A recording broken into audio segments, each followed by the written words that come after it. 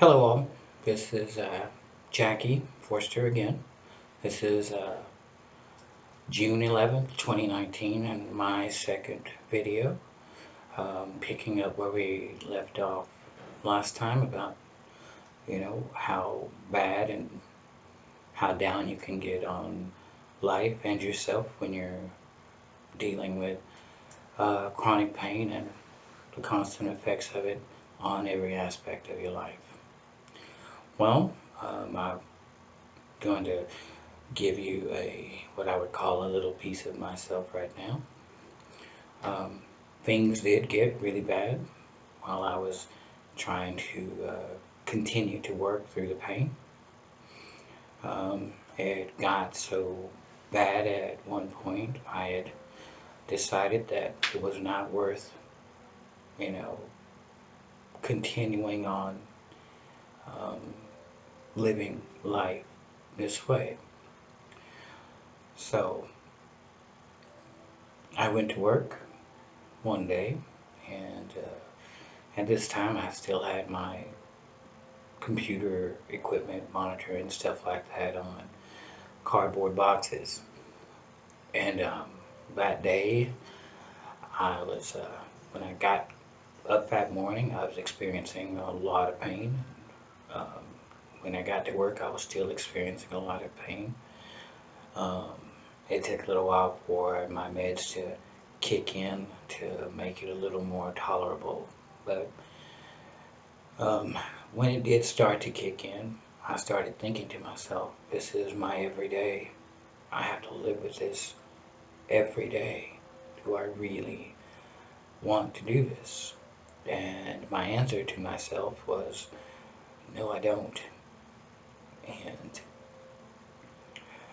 when you're in the throes of pain and dealing with it over a long period of time, it will mess with your mind, um, your heart, how you feel, and how you see the world in front of you. And I'm telling you truthfully, it got to me in every way that I just said. So on that fateful day, I had decided that I was going to end it. And I made a plan. I wrote a letter um, for everyone and the people at my job, my family, and um, my brother. Um, I have a big family, but I'm really close to my little brother, and I felt truly guilty about being so selfish. But in my head, the way I made sense of it was I would say, who would want to live like this every day? I mean, without a break, you know, no, oh, I'm having a good day or something like that to, you know, to give you a break in the pain. Who would want to live like that? So that was my thinking and me trying to make sense of what I was planning on doing. So I wrote a letter to, I put them in an envelope and I put them under my keyboard at my computer, and I started to go out of my work area and into the break room. I was gonna do like I would normally do, step outside and have a smoke. Um, while I was walking through the break room, I ran into one of my co-workers. Um, when I was about to step out the door, I had one foot out the door and one foot in the door. And my coworker, which I probably known for maybe 10, 11 years, not um, we never really had a conversation except for hi and bye or how are you doing, but no real relationship there at all. But my coworker said to me, Jackie, I heard you've been going through um, uh, some bad things and that it's been really hard on you. So I'd like to um, invite you to come to church. We're doing this Wednesday study, and I think you might like it, and just to see if you like it. And he said, do you go to church? And I told him I didn't really go to church. I touched on the Bible once in a while, but I didn't really go to church. And he said, well, me and my wife would be glad to have you come with us and, just to see if you like it. Just give it a try, no pressure. And out of my mouth came the words, what time? And yes, I'd like to go. But in my mind, I said, hell no, I don't want to go. Do you not see that, I'm in the middle of something? Well, lo and behold, I didn't take the second step out the door. I turned around, walked back in, went back to my desk, reached under my keyboard, and tore up the letters into as many small pieces as I could. And all I could think about was, I'm going to go to church on Wednesday, you know, and that stuck with me. At that time, I didn't understand the significance of what my coworker had just done for me. But now I do, because I'm here right now making this video for you. And that coworker is now a very, very dear friend to me. Him and his wife are basically family to me. And I'm grateful to have them. If you will notice that I'm not using anyone's name in this, because I don't have their permission, and so I choose not to, because I try to respect other people's privacy. But to move on, I went to church with him, and it was the next day. And that Wednesday night, I went to church with him, and at this time, I still couldn't sit. Well, the people there were so kind. One of the people there at the church got me a pillow to use to stand up against the wall, to rest my back on up against the wall during the study. And I thought that was like really great and kind. So we went through the lesson, and I felt good about the lesson. Um, I was fidgeting a lot because I was still in a lot of pain because I had worked that day. But it was worth it. I kind of, something in the lesson kind of stuck with me. And I found myself at the end of that lesson looking forward to the next one. And I didn't know it at that time, but going to that Wednesday class gave me purpose, because it gave me something to look forward to each week. And I would just tell myself I had to make it to the next one. And so I couldn't die in between or, do anything stupid because I missed the class. So I continued on, and I was still going to doctors and dealing with my pain as it be, and just trying to work through it and live each day.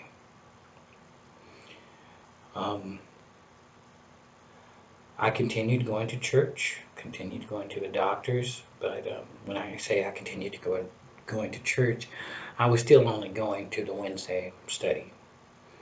The study ended in about 4 weeks, and after that, I found myself, I was gonna not have anything to go to, so it just hit me. Maybe you should go to church on Sunday. I know that probably sounds funny now because I'm laughing too, but it's how it hit. So I, I went to a Sunday service, and um, you'll probably find this out later, but I'm proud to tell you that since I went to that Sunday service, I believe I've only missed church 2 times on a Sunday in the time that I'm making this video. From the time I started to the time I started making these videos, I think I've missed Sunday church twice. So it had a great effect on my life. Um, I became more aware of the Lord being a bigger part of my life. I never had any trouble believing in God or believing that He was there or that His Son died on the cross for me. I never had an issue with that, not since I was a child. I never had to be, you know, pushed into it or made to believe it. I always believed it. I just didn't, practice it. I believed in God. I just wasn't practicing, His way. I was living my life. And a lot of us do that before we, find our way to church, to the Lord, to Scripture, and things of that nature. But it took me a long time to get there, so I'm not ragging on anybody else that it takes a while to. But getting there has been one of the best things that could have ever happened to me, especially in my particular situation. Because once you have the Lord, you always have someone to lean on. And I needed that more than I even thought that I needed that. So, to continue on, I continued going to church, over the months, and finally, I was still going to the doctor. They were, still continuing with the medications and dealing with the pain and the little seizures. I call them seizures. Um, my doctor refers to it as myoclonus when your muscles spasm like they do. It's involuntary jerking of the muscles, and it's basically, you're having spasms all over. Um, but I deal with it. During this time, up to this point, through dealing with the chronic pain, I lost uh, my little sister, which was even more unbearable than the chronic pain. But God was there for me. He held me up through the loss of her, um, the funeral, getting down there. And in my condition, riding long distances is not any fun. Laying down in the back seat and the driver finding every bump possible is a very painful thing. But you suck it up because it's your family, so you do what you gotta do. But I absorbed the loss, and I had a moment where, I was talking to God about it and saying, my sister has a family, she has kids, a husband, all of these things. Me, I just have me and my pain. So I was like, I would have been, take me, not her, but, it's kind of too late after the action. And you learned after you start to think about it that with the Lord, everything happens for a reason. He has his own way of how life will unfold and the things that you go through. But he never gives you more than you can handle. Thing is, he knows how much you can handle, but you don't. So sometimes you find yourself asking, okay, where's my limit? Where's the ceiling on my what I can handle? But um, I'm still here, so I guess I've not reached my ceiling. During this time, my relationship with the Lord became greater and greater, and I found myself deciding that I wanted to be baptized. And that was a big deal for me because I, for years, had found every excuse that I could find not to get baptized. But after going to church and actually listening and having an open heart about life and the Lord and letting Him in, you know, stopped fighting. Um, I became more and more dependent on Him on a daily basis.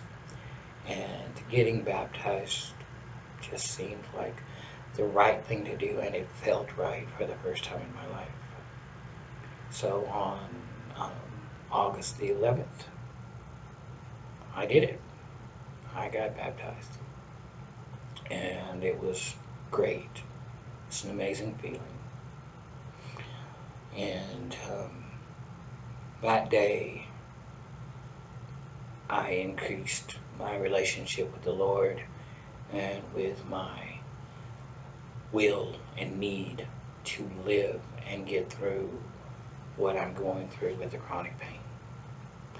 So I just wanted to share that part with you right now so you understand, where I'm at, the person that I am, and know that I'm being as honest and candid as I possibly can about the situation that I'm in and some of you may be in dealing with chronic pain.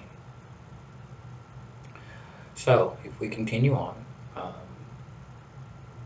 I had moved on at work from the cardboard boxes to a raised desk. One of my bosses had came out and saw that I was using the cardboard boxes and decided that that was not acceptable. So he got me the raised desk, and I was grateful for it. I offered to pay for it, but he said, no, it's something that you need. So they took care of it for me, and I was grateful. Um, During this time, I was still working um, every day, except for the weekend, of course, as long as I could. Some days I would make the 8 hours, other days I couldn't. And on those days, they let me go home and rest and, gather my strength and come back the next day, and I'd keep going at it. It was painful, yes, standing all day, as far as all day, meaning the 8 hours of work was a very painful ordeal for me. But I had to work, I had to pay bills, and life kept going on no matter what was going on with me. So I decided that, you just suck it up and you find out how much pain tolerance you have and you keep going. And I did.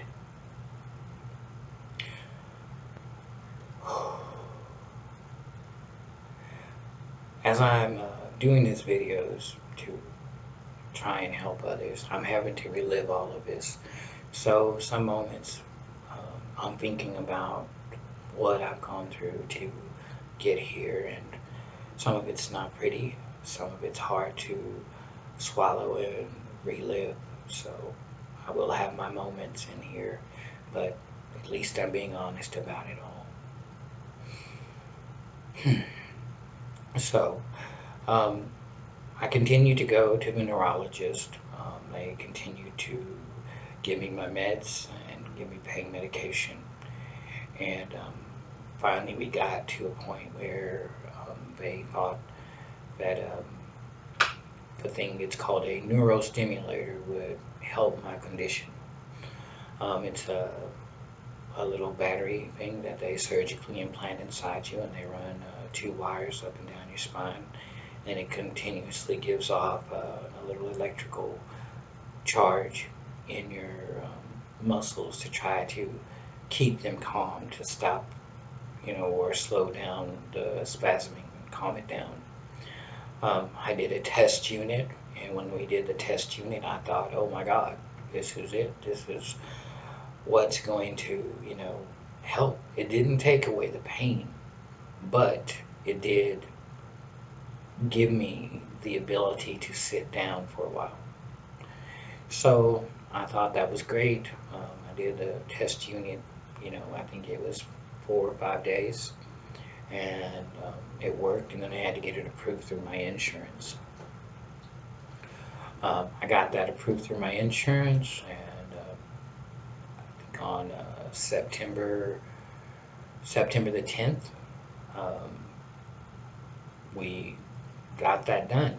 I had the surgery, got the unit implanted, and it was um, a unique experience because it was very painful, adding to the pain that I had getting the surgery. But through all of this, um, some of you out there may be trying to deal with all of this on your own. But I was fortunate because um, after I started going to church and found a relationship with the Lord and the people at the church, they became my church family. And through all of it, they were with me. I mean, someone from my church, one of my brothers or sisters, was always there with me. When I had the surgery, someone was there with me. Each day when I was at home going through the recovery, my church family, they were there. I mean, someone came in the morning, someone came in the evening. They gave me meals, and they took care of me like a family should, and I will be forever grateful for that. It's I didn't understand what a church family was, and that's just being honest. But now I do, and I don't know how I would live without it. So, all of you out there who are trying to do this on your own, or you haven't found your way to the Lord around a bunch of good people, I implore you to seek the Lord out and find out, you know, what it's like to have Him in your life if you don't have Him there already. Because it's a miracle in itself to have Him in your life every day, to share, to talk, to go through the good and the bad. So it's just hoping that y'all hear me when I say this about, having the Lord in your life. It is a lifesaver. Everything won't always go right. It won't be perfect all the time, but no one promises you easy in this life. But the Lord will always support you and be there no matter what you're going through, the good, the bad, the ugly, all of it. He's there. And if you need a friend to talk to, He's always there. And the best thing you can find out about the Lord is having Him as a friend. He knows everything about you. So there are no secrets. You don't have to hide anything. You can tell Him your deepest thoughts, the best and the worst. And He won't tell anybody. And it's like the best friend you could ever have. But I got back on subject. I had the surgery, and I got through that and went through the healing process. And at first, it was great. It made the pain, between it and between the surgical unit, the neurostimulator that they implanted in me, and the medications. It made the pain more tolerable. It didn't take the pain away, but it made it more tolerable. And for a little while, I could sit. So I was grateful. And after the surgery and being able to sit, it lasted for about maybe 3 weeks, and then the pain just kind of upped itself a notch. And over a period of a week of the pain increasing, I was back to standing. I was disappointed, hurt, and I shed a few tears about it. I won't lie. Being a man doesn't always mean you gotta be macho. You just gotta be honest. I cried like a baby, and I couldn't get it back. The ability to just sit, no matter how much I turned up a unit or turned it down, I couldn't get that ability back. But the unit still served its purpose. I mean, it still made the pain tolerable. I just had a whole lot of trouble trying to sit down because sitting down caused me the worst of a pain. So I didn't sit, I just went back to standing. Over this time, um, tremors from myoclonus continued to get worse and worse. It would cause me to shake, tremble, and the spasms would cause me to lose control of my hands. And sometimes I would fall and get stuck. It's kind of weird, but you get stuck. Just a short example. My company, we have a quarterly meeting. Went to the quarterly meeting. Um, it lasted for a few hours, so I stood through the whole thing, leaning up against the wall or hanging on to the back of a chair, and I could feel, some people don't think you can, but I could feel the unit working or, kind of pushing through for me. And I thought, okay, I'll get through this. I took my daily pain medication at the time while I was still there, and I thought, I'm going to be fine. But I could feel that I was straining to get through. So I went and got in my truck when it was over, and I headed back to our job location. Got to the location. A lot of people had already returned, and they had already gone into the building. Well, as soon as I opened my door and tried to get out of my truck. I had one of the little seizures, and I fell back in my truck and kind of under the dashboard. Where I work is kind of out in the country, or call it the boonies. There weren't a lot of people around, so I'm stuck under my dashboard, and I'm shaking and trembling and bouncing my head off the dashboard for a while. And I couldn't move. I couldn't do anything about it. I screamed out for help, but no one could hear me. So I'm laying there, my feet hanging out, and I'm under the dashboard, jerking and trembling, and can't do anything for about 15 minutes, and I was alone. And it was scary, it was embarrassing, and a very unique feeling of feeling completely vulnerable. But someone finally came out the door, they heard me screaming, for help. They came over. They went to the driver's side of my truck and pulled me out. I hit the ground. I laid there for a couple more minutes, and the attack passed. I got up, went into work, and stayed for about 30 minutes more. Um, the pain kind of increased, and I had to go home, so they let me go home. And, that's just an example of what I deal with off and on as far as dealing with this situation. Um, Over time, this will, I know that this is going to the condition is going to continue to deteriorate.